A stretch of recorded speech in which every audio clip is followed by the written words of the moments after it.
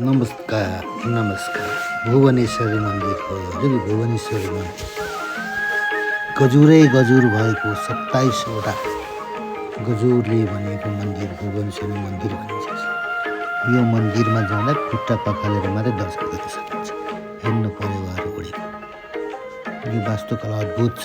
4वटा ढोका भएको मन्दिर हो। यो मन्दिरको अङ्क 9सम्म धर्मको के छ भन्ने सुनेको छ। झट्टै हेर्दाखेरि गुम्बा जस्तो देखिन्छ, तर यो हिन्दू धर्मावलम्बी मन्दिर किनभने 9को चाहिँ 27वटा गजुर भएको हुनाले 9को गुम्बा आउँछ यो मन्दिरमा। सुन्नुमाको 99 फिट अग्लो चौडा छ यो मन्दिर। यहाँका टुडालहरूमा कुदिएका बुट्टाहरू निकै आकर्षण छ। विद्यार्थी भाइ बहिनीहरू वाह हाई भन्दै थिए। उहाँहरूले घन्टाको छेउमा बसेर रमाइलो गर्ने रहेछ। के कहाँ विद्यार्थी भाइहरू साह्रै राम्रो मन्दिर छ कि यो, होइन? एकदम हेरौँ यस्तो लाग्ने। काठमाडौँमै पर्छ यो। तारकेश्वर नगरपालिका छेउछाउ पर्छ।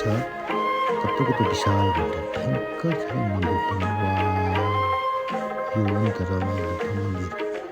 जय होस्। कति राम्रो छ।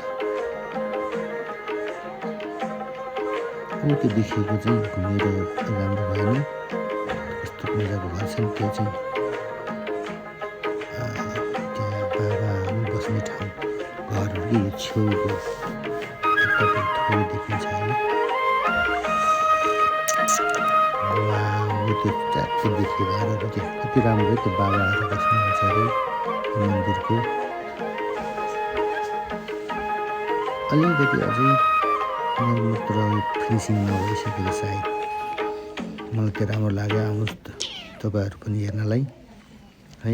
म चाहिँ यसरी हेर्दैछु। आउनुहोस् हेर्नुहोस् राम्रो छ यो मन्दिर।